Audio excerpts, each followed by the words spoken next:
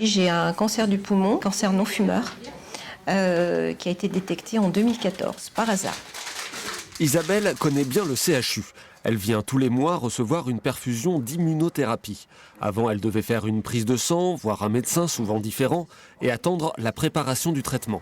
Désormais, tout a été anticipé par une infirmière de pratique avancée. C'est important de savoir qu'on est connu, qu'on connaît notre maladie et donc on n'a pas à se répéter parce que c'est pas toujours évident de redire la même chose. Ça va ? Oui, ça va. L'infirmière de pratique avancée, c'est Marion Bigas, la première de la région. Déjà infirmière au CHU, elle a repris ses études pour apprendre son nouveau rôle. Elle suit des patients dont la maladie est stabilisée, avec un regard plus global sur la personne et surtout la possibilité de prescrire des médicaments. Ça reste du domaine que du renouvellement, puisque c'est un traitement que vous avez déjà reçu plusieurs fois auparavant. Et dans le domaine des soins de support aussi, si je pourrais être amenée à vous prescrire des choses, si vous aviez des douleurs, si vous aviez certains symptômes, mais voilà, je ne pourrais que renouveler. L'apparition de ce nouveau métier est une petite révolution dans le monde médical, mais c'est aussi une importante responsabilité.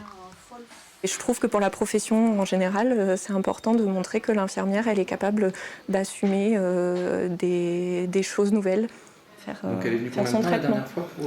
Environ 50 minutes. L'infirmière de pratique avancée permet de libérer du temps pour les médecins, mais la collaboration reste étroite, tout est protocolisé et le médecin reprend la main en cas d'imprévu. C'est un nouveau fonctionnement qui doit se mettre en place. C'est évident que ça ne peut fonctionner que sur une relation de confiance et que nous, on ne va pas vérifier en permanence ce qu'elle fait parce que sinon, on perd du temps, le circuit ne fonctionne pas et puis elle ne serait pas valorisée. Le mouvement est lancé et les formations se multiplient. À la faculté de médecine de Limoges, les nouveaux étudiants ne viennent pas forcément de l'hôpital. Il y aura aussi des infirmières de pratique avancée dans des maisons médicales pour les patients des zones rurales.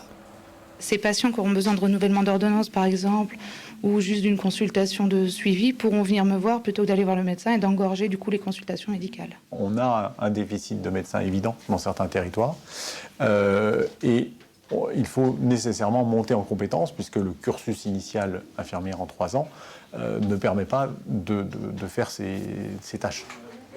À l'avenir, les infirmières de pratique avancée vont suivre de plus en plus de maladies chroniques.